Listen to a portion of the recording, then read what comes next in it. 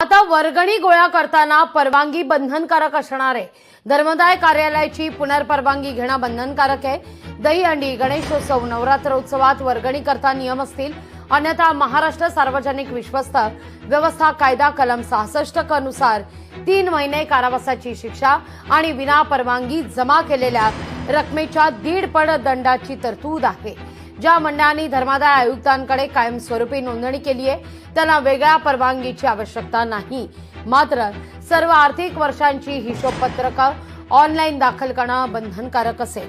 नोंदणीकृत नसलेली मंडळं आणि संस्थांनी ट्रस्ट कायद्याच्या कलम 41 क अन्वये वर्गणी गोळा करण्याकरता ऑनलाईन अर्ज करणं बंधनकारक आहे।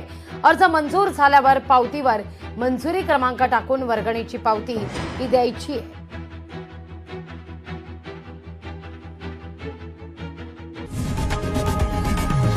लोकशाही मराठी ऐका, पहा, जागरूक रहा।